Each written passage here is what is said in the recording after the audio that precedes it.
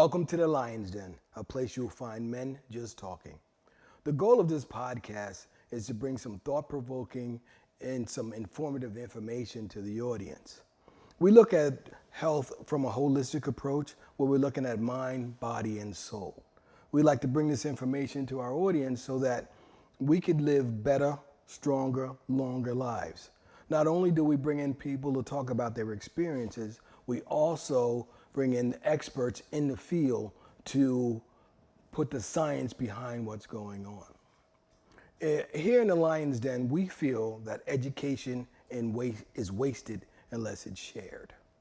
Today I have a king with me. He's a guy that goes way back with me. He's the mayor of Upper Darby. Mayor, would you introduce yourself? Yes, I am Ed Brown, and I'm the proud mayor of Upper Darby Township in Delaware County, Pennsylvania. Okay. All right. Now, we go way back. When I moved from South Carolina to Philadelphia, I met Edward because he was a family friend. I moved up with my uncle and his 6 boys, and we were friends ever since. You know, we sort of connected from day one, and we continue as we go on. Remember to like, share, and subscribe. I'm your host, Renard. Let's just dive in.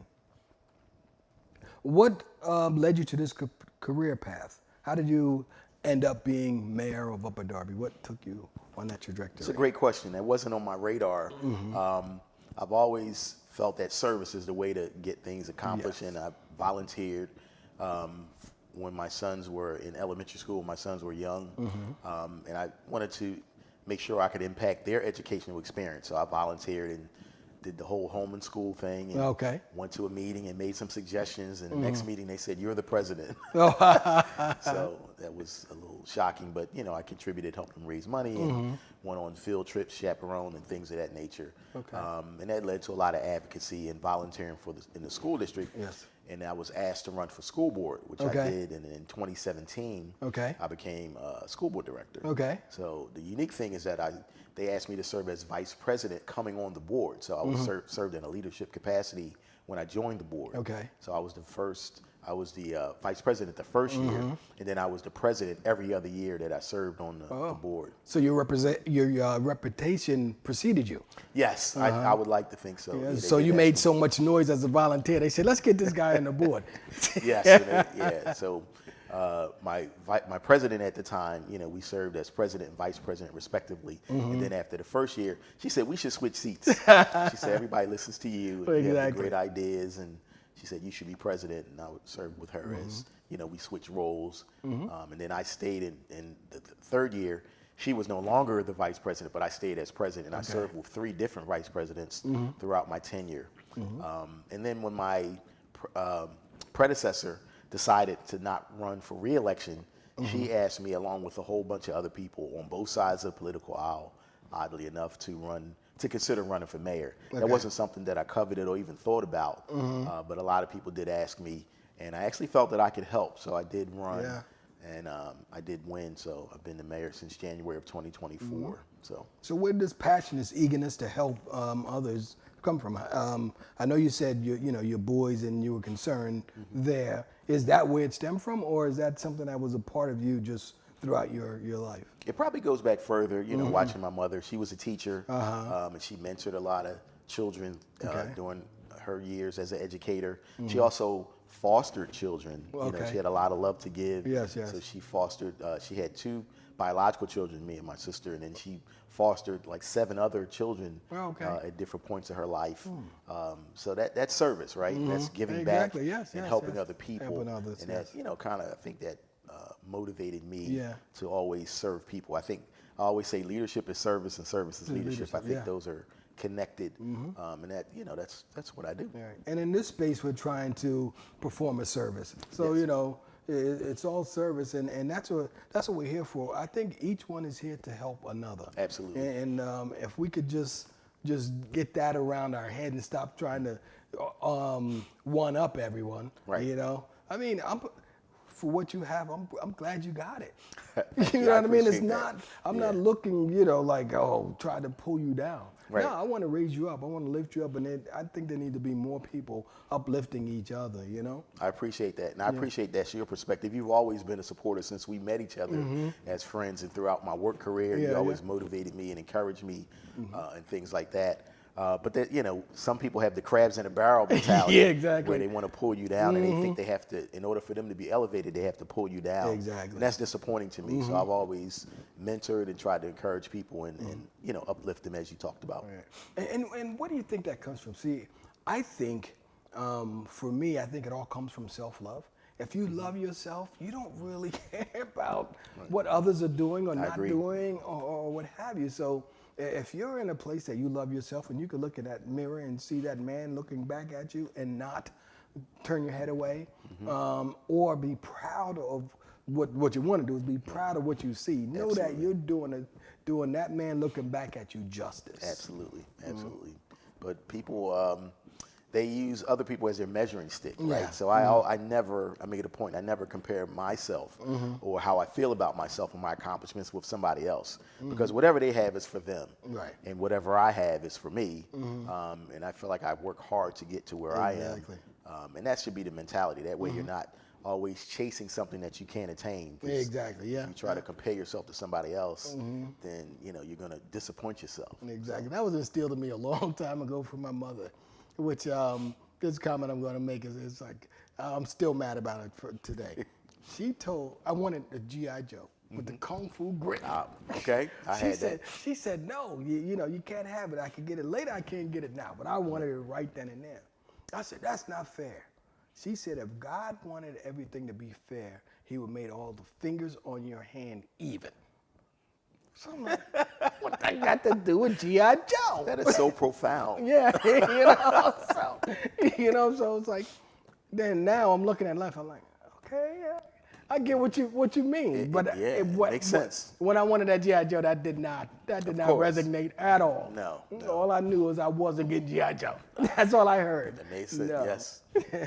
Can you speak to some of the accomplishments you made while being mayor? Well, the first thing we started with was the professionalism and the expectation, because I think morale, for whatever reason, morale wasn't the greatest in the administration building. And we have a couple of, like 300 employees, almost 400 employees that work for the township. So if morale isn't right, then how are you going to get someone to be their best self and get, good work out of them? So we made a concerted effort to work on that. And I think that's tied to leadership. So I evaluated all my department heads. My first hire was my CAO, my Chief Administrative Officer, and he's the deputy mayor. So he runs the day-to-day of the township, and he's excellent. He actually teaches local government at Villanova University. Okay. He was the borough manager of Norristown, Pennsylvania. And I recruited him to come to Upper Darby, and we had a number of conversations. And he said, we walked away from our conversations with, I said, he's my guy. I have to have him. And he said he was very comfortable in Norristown, but he said, I want to work with Ed. So we have a good relationship. He's brilliant. And we've raised the professionalism. So then we evaluated all the department heads, and we made some changes. Some we did some course correction and explained to them what our expectations are. And we model the behavior that we want to see. So we're talking about professionalism. And I said, we're in the service business, right? We serve 87,000 residents of Upper Darby, right? There's cities that don't have that many people. This is a township we're talking about. So Upper Darby is the 6th largest municipality in Pennsylvania. And 100 languages spoken in the township. So it's very diverse. There's not another place that I know that's that diverse. But we want to serve them. So everybody has unique needs, right? With all that diversity, people have things that they care about. And I want them to feel when they call the administration building, or if they go online and put in a service ticket for service, I want them to feel like they're being heard and that we're going to be responsive to that. So I think that's one of the accomplishments. We raised the professionalism of the township, and now the expectation, now we're known for that. People are like, if you call the one center, they're going to take care of it, or they're going to get back to you and let you know what the deal is. So we turned that, I think, into a positive. We passed an earned income tax, which is something that we absolutely needed in our township. Okay. We now have, we're on a path to having fiscal stability, which hasn't existed for a long time, and that's important to me to leave the township in a better place Yes. after my term. And finances are important, right? Yeah, We absolutely. don't want to solve all the problems that the municipality has on the back of taxpayers, because taxes are already, whatever we pay, taxes are too high, right? Yeah, We right, all agree absolutely. that taxes are too high, whatever we pay. So we implemented an earned income tax, which is 1% of everyone's earned income. It's a very small amount, but it goes a long way with 87,000 residents. Exactly. And that way we don't have to raise property taxes and things like that. So that's a win. That's a big win, because my predecessor and her predecessor have tried to implement that tax, and they were not successful, and I was able to get that done a month ago. All right, cool. So now I know you're in Upper Darby. Then there's Philadelphia. So all of the mayors in Pennsylvania, do you guys get together at a point in time and sort of hash things through and try to piggyback and maybe bring some programs from Upper Darby to Philly to Upper Darby? Great question. There's a number of organizations that I think are helpful when you're a mayor. Like there's the African American Mayors Conference. Okay. African American Mayors Association. I'm sorry, but they have a conference every year, and I was fortunate enough to go to it last year when it was in Atlanta, and I went to it earlier this year when it was in D.C. Okay. Last year was the first time that Sherelle Parker and I, the Philadelphia mayor, met in person. We met in Atlanta at the African American Mayors Conference. Okay. And we talked, and we agreed to, I invited her to Upper Darby, which she's been, and she invited me to Philadelphia, which I've met her down in her office as well. Okay. And we agreed that we share a border, and that my success would be her success and vice versa. Exactly. So, we've collaborated on some things, and she's a supporter, she's a colleague, and she's bounced some things off of me, and I've bounced some things off of her. So she's incredibly bright, and I think Philadelphia has a bright future with her as mayor. But there's other conferences as well. That's the African American Mayors Association, but there's also the U.S. Conference of Mayors, and that's where all mayors in the United States are invited to be a part of that. They also, they have conferences as well. So that's when you can plug into a larger group of mayors. The African American Mayors Conference is unique because it's all obviously black people in leadership, and we have different expectations or different concerns, I'll say it that way, that other mayors may not have. And it's good to collaborate and talk to people that have been doing it longer than I have. Right. So that's always inspirational and motivating to go to that. So, but I try to plug in with all the mayors conferences. So what programs you have? I know we spoke earlier about Move with the Mayor. Could you talk about that a bit? Sure. Move with the Mayor, I learned about at the conference, the African American Mayors Conference last year in Atlanta. And they was giving out awards to mayors who participated in it. And I was like, wait, I didn't even know about this. So, I did more research, and it's a national initiative by the National Forum for Heart Disease and Stroke Prevention. And they partnered with the African American Mayors Association to encourage mayors to promote mental fitness, physical fitness through activities. And they give you some suggestions, but I used my own creativity and did my own events. And it's just involving the community in different events. Like I focused on physical fitness first. So, I had a Move with the Mayor event where we worked out together at the YMCA and, lifted weights, and it almost killed me doing a yoga class, right? It almost killed me, but it was fun doing that with the community. I did a basketball event, which was a lot of fun. And a lot of our firefighters play basketball, so they came out and we played basketball. I did a tennis event because we have a very robust tennis community in Upper Darby, and I refurbished the tennis courts and did some nice things to that area, so they appreciated that. So we played tennis. They even did free tennis lessons for youth that particular day, and they continue to do that. So we did chair yoga. So some of my seniors in the community were interested in that, so we did. We partnered up with Whiting University, and they came and conducted chair yoga. And we did a walk, we promoted walking, and we did that with the Bird Society of Upper Darby. And we walked through the park, and we bird watched while we were walking. So that was awesome. It was very well received because people didn't really know what they do, but it was exciting finding different birds. I think we saw maybe 40 different birds just walking through our local park. We have a lot of parks, and that was fun. And it promoted walking, which is part of physical fitness. Exactly. Yeah. And also it's educational too. Yes. Because now you're finding birds that are native to your area. Absolutely.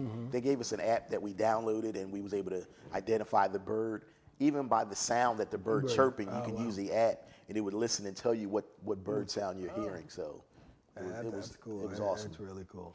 I found that I had prostate cancer, and it was devastating news. I was only 55. Christiana Care gave me options. I had a prostatectomy and radiation. At Christiana Care, we are utilizing innovative technologies to deliver very precise radiation therapy like CyberKnife and VMAT to improve patient outcomes. But great care always starts first with compassion and understanding. Dr. Rabin and the team made me feel at ease and explained everything in a way that I can understand. They were so kind and caring. I decided to be a part of a clinical trial because I knew it would help others. Clinical trials can improve outcomes by offering patients access to advanced technologies and treatments that they otherwise would not be privy to at Christiana Care. I am now on a crusade to get the word out. I created a podcast called The Lion's Den to share stories and talk about important men's health issues. Best advice? Go to the doctor. Get annual physicals. This could change everything, as it did for me. I am now 63 and I feel great. Nothing is guaranteed, but we're all in this together. I'm glad that I had the Christiana Care team there when I needed them most. Now that movement is a big deal because now I've had a holistic practitioner here. I had a coach, a trainer, a physical coach. Okay. And also I had a couple of doctors, and then all talked about movement, and actually a tagline from that podcast, or the name of the podcast was "Motion is Lotion, Exercise is Medicine."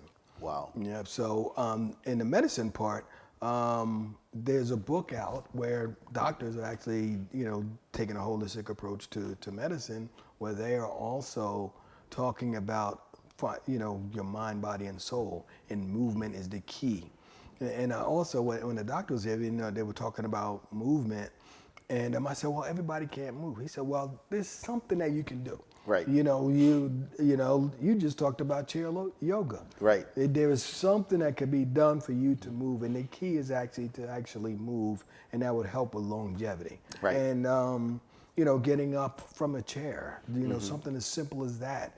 Just by movement and getting your body moving, you can do these things, not being sedentary. And right. that's kind of a big problem. Yes, and you're right. I wanted to have something for everybody because I understood, well, someone brought it to my attention that everybody can't play basketball or work out at the Y and do tennis. So they said, they told me about chair yoga, and I contacted Widener because I know they have a nice community programs that they do, and they was all too happy to come out, and it was low impact. Yes. It was a lot of fun.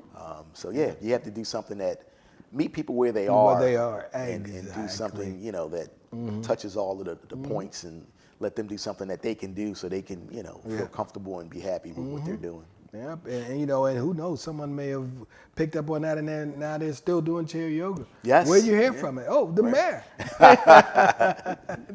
the mayor told me. So but it's all kinds of things that we can do, but we really have to get out and move and be active. One more thing I forgot was the goat yoga. Oh. So we had I didn't even know that was a thing. But there's something called goat yoga, and it's very popular. And I can't even take credit for that. My predecessor brought that to Upper Darby. So there's goats that come out, and they get on your back while you're doing yoga, and they walk all through the thing. And that's an outdoor one that they do, and it's called goat yoga. You can look that up. It's very popular. I'm not doubting you. And I couldn't even imagine it, right? But I went, and it was actually fun. It was actually pretty cool. I don't think so. Yeah, I could show you some pictures, so you'd be pleasantly surprised. And I'm like you, I was like dead set against it. And then they said, well, you got to do a goat yoga one once I became mayor. Exactly. And I went out there and I said, I'm just going to watch and observe from afar. Yeah, exactly. But they even had pigs, but the pigs just, you could go and like pet them and hug them, but they didn't like participate in the yoga part. But the goats, it's kind of muddy. kind of money. Now the goats they were pretty clean where they were, but because they had a separate area for them. But the goat Then yoga, they're walking on your back. I could not. yes. I don't think I'd be able to stay on the ground if he's on my back. That is not happening.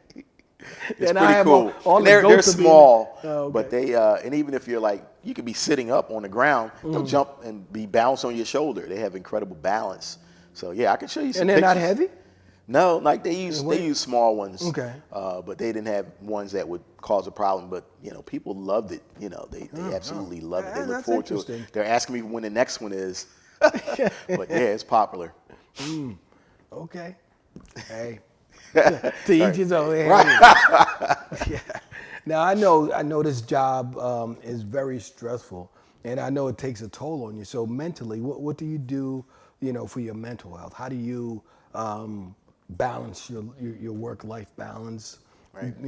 Manage stress. So I guess I should mention that the mayor is one of the jobs that I do. The other job is I work full-time as a cybersecurity engineer. So I certainly have to have time management skills and work-life balance. My motto is work hard, play hard. Yeah, okay. So I'll take several vacations a year. And my body and my brain lets me know. It sends clear signals when it's time to shut it down and rest and just do something fun, like non-stressful, so I can recharge my battery. So I pay attention to the signs. Okay. And I carve out time for myself. I will always take a vacation with my family, multiple vacations with my family so that we can get away as a family and do something special and just get rid of my responsibilities temporarily as mayor and as as an engineer. So And you spoke about family. Well, you have 2 boys. yes, I have 2 boys and a daughter. Okay. So my sons, fortunately, they work. They're 27 and 24, and they both now work for the same company I work for. We all work for Lockheed Martin. Okay. They did internships when they were in college. They loved it, and they was offered full-time employment before they even finished their senior year. Oh, cool. So they did start working at Lockheed right after college, and they're doing very well. And my daughter is a senior in high school. Okay. And she's doing very well. She's looking to go to Stanford or Brown or one of the most expensive colleges there are. So you'll be working for a while. Yeah, that's what I was going to say. She doesn't want me to retire. Fortunately, she's gifted academically. Okay. So she's already gotten college credit from Stanford. She was in a summer program at Stanford and Cornell and Johns Hopkins. So there's some very expensive colleges seeking her services for when she graduates. And she also runs track for the high school. So she does very well with that as well. So I'm hoping that someone will give her a scholarship. Yeah, exactly. To study at their school. Give it that ride. Yes, yeah, that would be nice. But when I asked you that, I saw this brightness come to your face and your chest stuck out. I said, okay, proud papa. I'm definitely proud. My children are amazing, and I attribute that to my wife, my queen in heaven.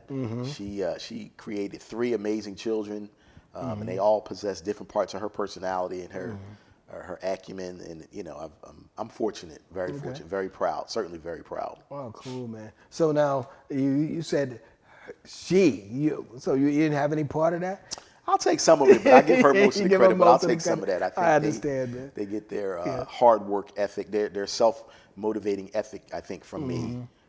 So, yeah. Yeah. I'll take a little bit. In my mind was telling me, don't ask him that. Don't say that to him. But, some people have a good devil and a bad one. Right. Both of them suckers. Both of them suckers. Right. You just got to keep the double one intact. Yeah. Go ahead. Say it. So, what kind of healthy habits do you do?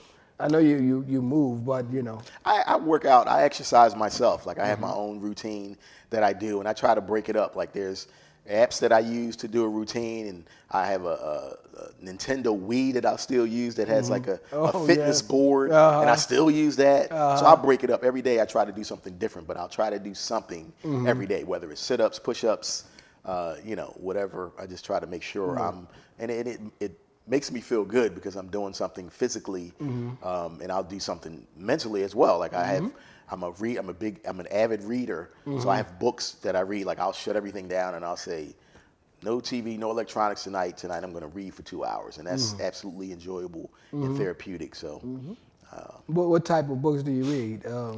thrillers, mysteries. Oh, I thought Yeah. you were going to say Harlequin romances. No, not really.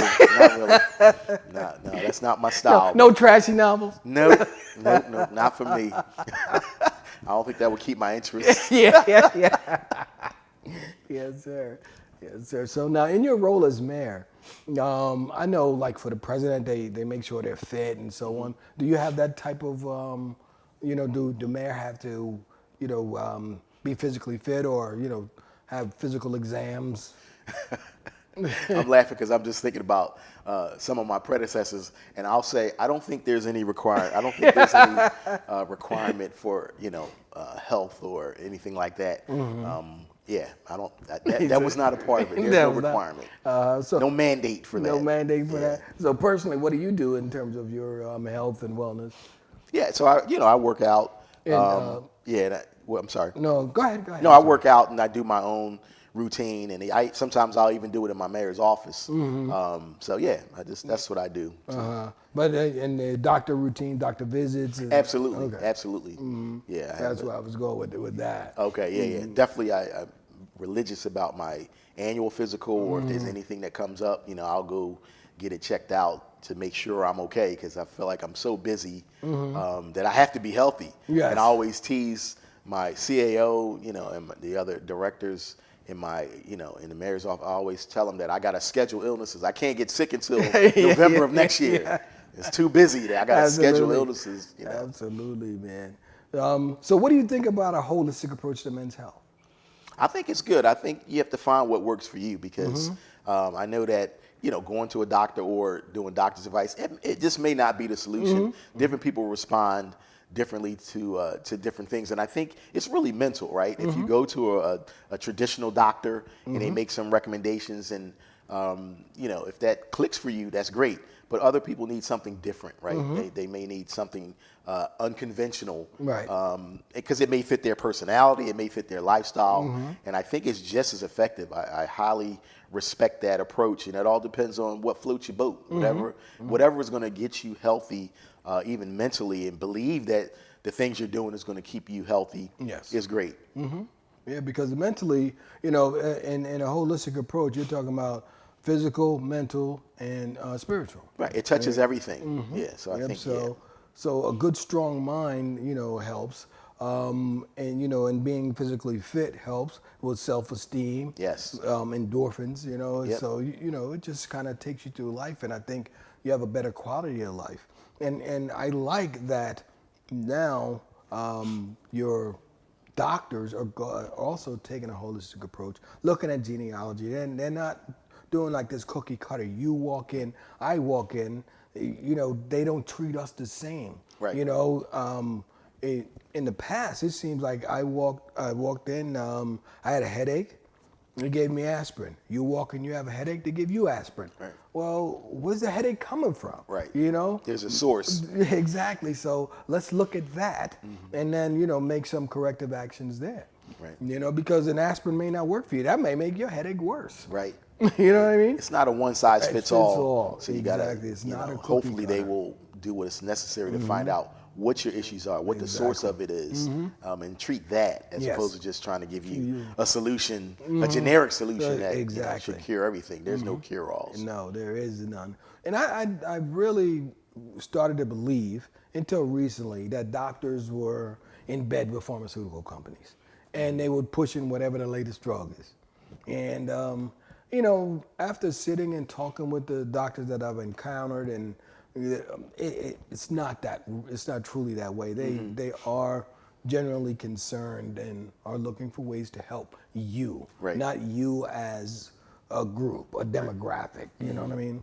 So, and I really applaud them for actually stepping back and trying to do better. That's good. I'm happy to hear that, because I also had that philosophy about pharmaceuticals and how it's lucrative for them and for the doctors. But that, I'm hopeful, and I'm happy to hear you say that, based on your experiences and talking to medical professionals, that's not really the reality. Exactly. So. And that's kind of the reason that I try to bring people like that in, is because some of the misconceptions I have, can either be confirmed, or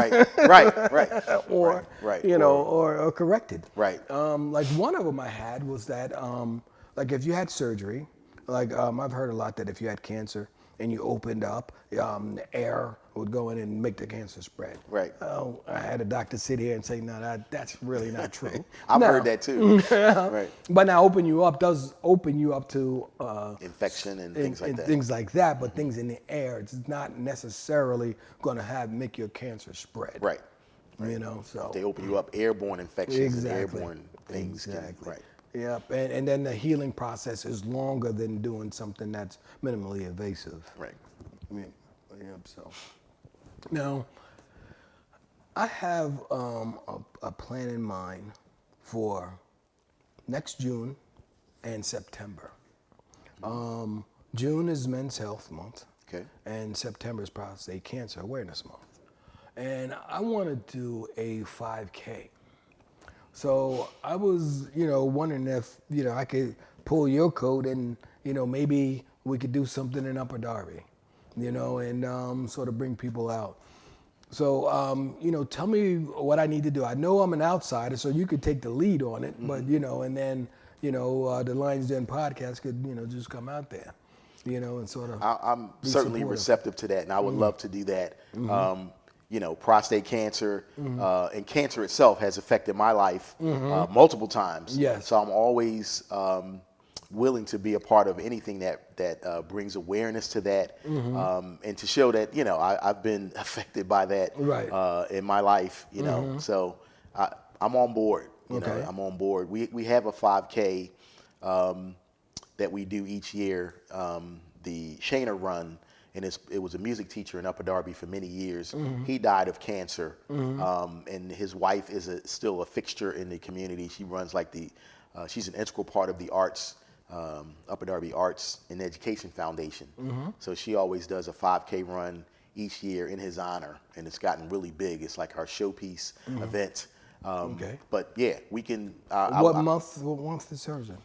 The Shayna Run, I think, is in July, I believe. Okay. Yeah. No conflict. Right. Exactly. So my point is the community is receptive to those things, Okay. because the Philly Fanatic and the press, like hers, is really big. Okay. We're going to do something on a smaller scale. Yeah. Because it will be the first 'cause time you're we just gonna collaborate and do start. something. Yeah. But I think the community would be receptive to it just because of the subject matter. Okay. All right, cool. So that's I'm going to hold you to that. I'm going to, keep moving in that direction to have that done. I want to do one here in Delaware as well. Okay. But I need to find the right players to get involved. Now, Christiana Care, who I am actually pretty much plugged into, has a prostate cancer walk. They had one September 27th.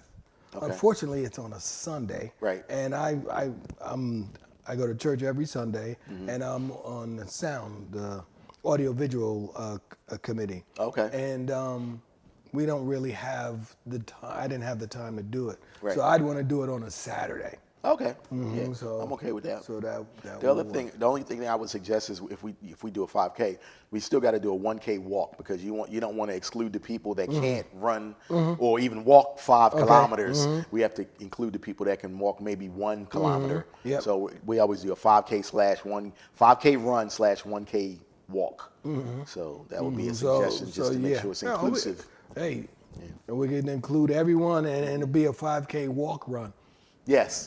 Walk yes. run. Yep. So I used to do that, like do some walking and running, but now as the mayor, all eyes are on me. Yes, so I got to run the whole thing and kill myself, because they want to see there's the mayor right there. Exactly.